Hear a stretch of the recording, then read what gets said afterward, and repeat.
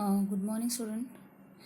As our yesterday's lecture, uh, I'm going to teach you the format of trading account and balance sheet and profit and loss account. First, we have to understand that what kind of expenditures are recorded in trading accounts, what kind of incomes are recorded in trading or profit and loss account, and what are the assets and liabilities are recorded in balance sheet. First of all, we have to understand this. All the assets and liabilities are recorded in balance sheet side. Balance sheet. If asset, then it is recorded to asset side. If liabilities, that liabilities are recorded to liability side. First of all, I am going to explain you the trading account. Trading account. In trading account, we are going to record it all the expenses or income related factory. Okay, and in profit and loss account we recorded office related expenditure. Okay, so trading account is not like nominal account. So many students are treated trading account debit side, credit side is nominal account, but actually trading account is not a real account, not a nominal account. Some of the things like same like a nominal account, but I'm not going to tell you about that trading account is absolutely or 100% nominal account. It may match so many things. बहुत सारी चीज़ें उसमें same लगेंगी आपको, लेकिन ये nominal account की जैसे ट्रीटमेंट इसको नहीं देना है. But in profit and loss account 100% profit and loss account is nominal account. Tell me the rule of nominal account. Nominal account का रूल आप देखोगे तो नॉमिनल अकाउंट का रूल क्या है? नॉमिनल अकाउंट का रूल है debit all expenses and losses, credit all income and gain. Correct. इसका मतलब ये हुआ कि आप जो एक्सपेंसेस है वो डेबिट में ही रिकॉर्ड करोगे और जो इनकम है वो क्रेडिट में रिकॉर्ड करोगे एज पर nominal account. But in trading account ऐसे कुछ नहीं है. मैंने बोला है 40% चीजें सेम होंगी बट 60% चीजें अलग टाइप से रिकॉर्ड नहीं. तो फर्स्ट ऑफ ऑल हमें ये ध्यान में रखना है कि ट्रेडिंग अकाउंट में कौन से आइटम आते हैं, प्रॉफिट एंड लॉस अकाउंट में कौन से आइटम आते हैं और बैलेंस शीट में कौन से आइटम आते हैं. ठीक है, तो पहले हम ट्रेडिंग अकाउंट से स्टार्ट करते हैं. फॉर्मेट में अगर आप देखोगे तो वहां पे बताया है नेम ऑफ द फर्म. तो ट्रेडिंग अकाउंट जो है वहां पे नेम ऑफ द फर्म में trading account for the year ended 31 मार्च बताया है. डेबिट दिया है. डेबिट साइड में आप देखेंगे 2 ओपनिंग स्टॉक है, 2 परचेसेस हैं, 2 वेजेस हैं. परचेसेस में रिटर्न्स लेस किया है. 2 wages and salaries, 2 freight, 2 carriage inward, 2 ऑक्टराई, 2 import duty, 2 custom duty, 2 dock charges, 2 work manager salary, 2 power and fuel, 2 coal, gas, water, 2 royalty, 2 factory rent, 2 factory insurance, 2 motive power, 2 heating and lighting, 2 trade expenses और 2 gross profit transfer to profit and loss account. Okay, तो trading account के debit side पहले हम लोग clear करते हैं. First item is opening stock. Opening stock means आपका जो बैलेंस है. टेल में the financial accounting year. Financial accounting year आपका क्या है? आपका अकाउंटिंग ईयर है 1 अप्रैल टू 31 मार्च, राइट. और 31 मार्च में अगर आपके पास बैलेंस कुछ बचा है स्टॉक का, फॉर एग्जांपल आप चौक का बिजनेस करते हो, आपके पास 30 bundles of chalks are remaining on 31st March 2000, may be 20. Okay, लेकिन अब नेक्स्ट डे जो है वो कौन सा डे है? 31 मार्च के बाद 1 अप्रैल. तो वो जो स्टॉक है वो तुरंत किस में कन्वर्ट हो जाएगा? Opening stock. क्योंकि जो स्टॉक बचा है हमारे पास वो हम लोग क्या करने वाले हैं? ऑफ कोर्स वो नेक्स्ट ईयर में हम लोग यूज करने वाले हैं क्योंकि अपना ही स्टॉक है वो. तो वही स्टॉक क्लोजिंग है एंड उसके बाद अगर अकाउंटिंग ईयर चेंज हो जाता है एक ही दिन में, वो क्या बन गया? Opening stock. Got it. लेकिन अगर स्टार्टिंग बिजनेस है, बिजनेस जस्ट स्टार्ट ही हुआ है, पार्टनरशिप बिजनेस स्टार्ट हुआ है, उनके पास स्टॉक नहीं है, ठीक है, नो प्रॉब्लम. लेकिन ऐसे सम आपको नहीं आएंगे. आपको ओपनिंग स्टॉक 100% आपको क्वेश्चन में रहने वाला है. So opening stock understand. Now next is purchases. आपके पास स्टॉक है लेकिन उस स्टॉक से पूरा साल आप चल जाएगा? नहीं, आपको परचेस करना पड़ेगा और उसमें से हम लोग रिटर्न्स माइनस करेंगे.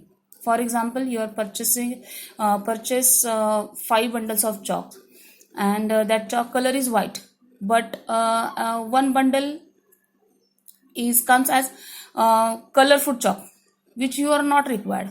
So, क्या करोगे आप उसको वो रिटर्न करोगे. जो आपकी रिक्वायरमेंट थी उस हिसाब से अगर उस हिसाब से आपका ऑर्डर नहीं आ रहा है तो आप क्या करोगे, ऑफकोर्स रिटर्न करोगे. ओके, तो परचेस आपने 5000 का किया है, रिटर्न अगर आप 500 का कर रहे हो तो कितना एक्चुअल परचेस किया आपने, 5000 minus 500, outer column 4500. Yes, you are right. Then next is wages. See the difference between wages and salaries. Trading के जो लेबर हैं उनको वेजेस दिया जाएगा. Okay, we call it is in Marathi मजूरी. एंड सैलरी इज मतलब जो मंथली पेमेंट जो किया जाएगा उसको हम लोग सैलरी बोलेंगे. तो as we already discuss about that all office related expenditures are recorded in profit and loss account और factory related expenses are recorded in trading account. So wages factory में कौन रहेगा, एम्प्लॉयज रहेंगे या लेबर रहेंगे, labour. तो wages are recorded to profit and loss debit side, trading account debit side. लेकिन बहुत बार ऐसे आपको ट्रायल बैलेंस में दिखेगा, some of the times in trial balance is wages is given और salary is given. If separately wages are given तो आप वहाँ पे क्या करोगे, directly trading account debit side. Separately salary is given, you just record in profit and loss debit account. But wages and salaries are there, तो फिर वहाँ पे क्या करना है, इफ वेजेस एंड सैलरीज है तो आप फर्स्ट वर्ड पे कॉन्सेंट्रेट करोगे. फर्स्ट वर्ड कौन सा है, wages. So it is recorded to always which side, trading side. But salaries and wages are given तो आप कहाँ रिकॉर्ड करोगे उसे आप रिकॉर्ड करने वाले हो profit and loss debit side में. First word is matter.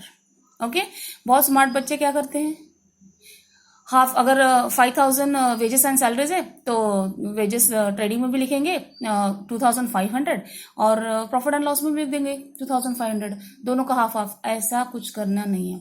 बहुत बच्चे दोनों में लिख देते हैं, ट्रेडिंग में 5000 और प्रॉफिट एंड लॉस में 5000. ऐसे नहीं चलेगा. फर्स्ट वर्ड क्या है वो देखना है. अगर first word wages and salaries है तो ट्रेडिंग अकाउंट डेबिट साइड. उसके बाद अगर आपको ऐसे दिए सैलरीज एंड वेजेस है तो profit and loss debit side. Okay, now next is हाँ दिया उन्होंने वेजेस एंड सैलरीज, मतलब कि वो भी कंडीशन उन्होंने बताई है. देन फ्रेट यानी कि जो ट्रांसपोर्ट रिलेटेड एक्सपेंडिचर होता है उसको हम लोग फ्रेट बोलने वाले हैं. कैरेज इनवर्ड, आपने कुछ परचेस किया स्टॉक, ठीक है, आपने जो चौक के बंडल्स मंगाए थे, किसी टेम्पो से आया, ट्रक के आया, आपने परचेस किया, इसीलिए उनको हम लोग वो ट्रांसपोर्ट रिलेटेड एक्सपेंडिचर है, आपने कुछ परचेस किया है स्टॉक, तो उसको हम कैरेज इनवर्ड बोलेंगे. ओके, उसके बाद है टू ऑक्ट्राय. ऑक्ट्राय यानी कि जैसे हम लोग टोल देते हैं टोल नाका पे, वैसे ऑक्ट्राय है. ऑक्ट्राय भी ट्रांसपोर्ट रिलेटेड एक्सपेंडिचर है. इम्पोर्ट ड्यूटी है. Import duty you know that, import तो आपको सबको मालूम है. हाँ, इंडियन टेरिटरी बॉर्डर के मतलब इंडियन टेरिटरी जो बॉर्डर है उससे अगर आप बाहर कुछ सेल कर रहे हो तो हम लोग उसको क्या बोलते हैं, मतलब सेल कर रहे हो, अगर आप आउट ऑफ इंडिया सेल कर रहे हो तो क्या करेंगे हम लोग, उसको क्या बोलेंगे, उसको एक्सपोर्ट कर रहे हो, और या फिर कुछ ला रहे हो तो आप इम्पोर्ट, तो उसके आपको टैक्सेस देने पड़ते हैं. तो ड्यूटी जो वर्ड है DUTY ड्यूटी, तो ड्यूटी यानी जॉब नहीं है, ड्यूटी इट मीन्स टैक्स. तो आप बोलोगे मैम इसको टैक्स क्यों नहीं बोल रहे, क्योंकि इनकम टैक्स तो है, फिर अगर ये टैक्स है तो फिर इसको टैक्स क्यों नहीं बोले, बिकॉज ड्यूटीज ये जो ड्यूटी जो वर्ड यूज किया है ये गुड्स के ऊपर, जो भी आप इंपोर्ट कर रहे हो गुड्स कर रहे हो, एक्सपोर्ट कर रहे हो गुड्स कर रहे हो, तो उसके ऊपर अगर आपको कुछ देना है अगर गवर्नमेंट को, तो उसको हम लोग अगर गुड्स के ऊपर टैक्सेस पे करते हैं तो उसको ड्यूटी बोलते हैं, और जो इनकम के ऊपर टैक्स पे करते हैं उनको हम लोग इनकम टैक्स बोलते हैं.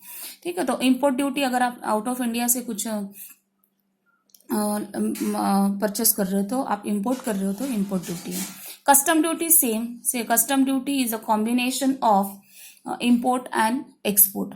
ओके, उसके बाद आएगा डॉक चार्जेस. डॉक चार्जेस भी उसी के रिलेटेड है, इंपोर्ट एक्सपोर्ट से ही रिलेटेड है. जैसे कि अभी ट्रांसपोर्टेशन देखेंगे कि डॉक चार्जेस जहाँ लगता है वाटर ट्रांसपोर्ट रिलेटेड है, क्योंकि जो वेसल्स होते हैं, शिप होते हैं, कार्गोज होते हैं, जो सी से इंपोर्ट एक्सपोर्ट हम लोग कर रहे हैं, तो वो उसके लिए, उसको रुकने के लिए एक प्लेटफॉर्म बना रहता है, वुडन प्लेटफॉर्म रहता है, और उसमें हुक्स होते हैं, जिससे वो हुक से क्या बोलते हैं, अटैच करके वो जो वेसल रहता है उसको खींच के उस पोर्ट पे लाया जाता है, और उसके चार्जेस गवर्नमेंट को हमको देना पड़ता है। जैसे हम लोग हाईवेज यूज करते हैं उसके हम लोग टोल देते हैं, ऑक्ट्रा देते हैं, वैसे ही हमको वो पोर्ट यूज करने के चार्जेस इंपोर्टर और एक्सपोर्टर को देना पड़ता है। ठीक है, तो डॉक चार्जेस ध्यान में रखना है। बहुत बच्चे यहाँ पे कंफ्यूज होते हैं, डॉक चार्जेस उनको समझ में नहीं आता। स्पेलिंग भी ठीक से देख लो, DOC डॉक है, डॉक चार्जेस। ओके, उसके बाद है टू वर्क मैनेजर सैलरी। आप बोलोगे मैम सैलरी, लेकिन सैलरी किसकी है? ओनली सैलरी है क्या? नहीं, वर्क मैनेजर सैलरी है। तो यहाँ पे क्या आएगा? Work manager salary is treated as trading activity. So all trading activities are recorded in trading account debit side. Okay. Then power and fuel, which is required for production purpose. Then coal, gas, water, this is also required for production purposes. Then royalty. Royalty, it means actually royalty. It is an amount paid for the permission to use mines, patent, copyright, etc. for commercial purpose. It debited to trading account also. ठीक है, उसके बाद आता है factory rent. Of course मैंने आपको बोला है कि all trading activities are recorded to trading account debit side. तो फैक्ट्री है तो फैक्ट्री का रेंट है, फैक्ट्री का इंश्योरेंस हो, फैक्ट्री रिलेटेड जो भी एक्सपेंडिचर हो, is clearly recorded to trading account debit side. उसके बाद है फैक्ट्री इंश्योरेंस दिया ही है। Motive power, motive power it means it's part of electricity which is required for production purpose. तो मोटिव पावर वहां पे जाएगा। Heating and lighting which is totally required for production purpose, उसका भी एक्सपेंडिचर रहेगा। फॉर एग्जांपल आप कोई production कर रहे हो, उसके लिए आपको कुछ मेटल से उसको आपको मेल्ट करना पड़ रहा है, उसको हीट करना पड़ रहा है, लेकिन उसके चार्जेस होंगे ना, हीटिंग के चार्जेस लगते होंगे।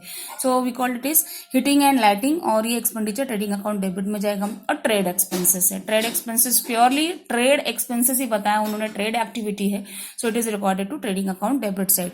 And the last item is to profit and loss, to profit gross profit transfer to profit and loss account. यानी कि ये पार्ट जो है, मैं जब आपको प्रॉब्लम प्रॉपर सॉल्व करके बताऊंगी तो ग्रॉस प्रॉफिट के बारे में एक्सप्लेन करूंगी। Now trading account credit side. Trading account credit side, first item is by sales, यानी कि आपने जो जो सेल किया इस साल में वो सारा रिकॉर्ड आप कहाँ करोगे? ट्रेडिंग अकाउंट के क्रेडिट साइड में। ऑफकोर्स अगर रिटर्न है तो आप रिटर्न माइनस करोगे। ओके, आपने सेल किया लेकिन सामने वाली पार्टी ने आपको रिटर्न कर दिया बिकॉज ऑफ सम डैमेज और सम, तो ये क्या होगा? ये माइनस हो जाएगा उसमें से, सेल्स रिटर्न से। ओके, उसके बाद आएगा by goods destroyed by fire और थेफ्ट। अगर आपकी गुड्स रिलेटेड जो कुछ भी इंफॉर्मेशन है, any kind of information which is related to goods are recorded to trading account credit side. यानी आपने गुड्स सेल किया, गुड्स रिटर्न हुआ, trading account credit side. Goods destroy हुआ by fire, trading account debit side. उसके बाद by goods withdrawn for personal use. अगर किसी ने गुड्स लिया है, यू नो दैट ड्रॉइंग, हमने ये 11th में ही पढ़ा है, ये प्रोप्राइटर विड्रॉन मनी और taken goods from business for personal use, we call it is drawing. और by goods distribute at free sample, बहुत बार हम लोग फ्री सैंपल डिस्ट्रीब्यूट करते हैं एडवर्टाइजमेंट पर्पज से, तो वो भी ट्रेडिंग अकाउंट के क्रेडिट साइड में आएगा। And the last item is closing stock. Same चीज मैंने जो आपको स्टार्टिंग में एक्सप्लेन की थी वो है क्लोजिंग स्टॉक। उसके बाद बताया ग्रॉस लॉस। ग्रॉस लॉस में जब प्रॉपर प्रॉब्लम आपको एक्सप्लेन करूंगी तो ग्रॉस लॉस ट्रांसफर कर दूंगी, आपको एक्सप्लेन कर दूंगी। और बाय क्लोजिंग स्टॉक जो उन्होंने बताया है, सो closing stock is stock which is remain in 31st March 2020, which we take example। ये समझ में आ गया है शायद आपको, ट्रेडिंग अकाउंट के डेबिट साइड और क्रेडिट साइड। पहले आपको क्या फोकस करना है? We studied adjustment later on, but first we understand what is trading account, profit and loss and balance sheet. और ट्रेडिंग अकाउंट में क्या क्या आइटम्स आते हैं, because trial balance are given and adjustments are given. First of all we are going to take all the items, कहाँ कौन से item जाने, पहले इसका स्टडी हमको करना है अच्छे से। ठीक है, अगर वो आइटम में आप मिस्टेक कर रहे हो और आप एडजस्टमेंट बहुत अच्छे से करके जा रहे हो तो उसका कोई यूज नहीं है। सबसे पहले हमको क्या करना है? एडजस्टमेंट अच्छे से करना है, उसके बाद ही हम लोग प्रॉब्लम्स आइटम्स अच्छे से करना, उसके बाद ही हम लोग एडजस्टमेंट देखने वाले हैं। Because in board exam there is only 5 adjustment they are going to ask, and that adjustment are same like your text book. Okay, solve some and unsolve some. तो एडजस्टमेंट का कोई टेंशन नहीं है, पहले हमको क्या करना है, आइटम्स के बारे में पढ़ना है।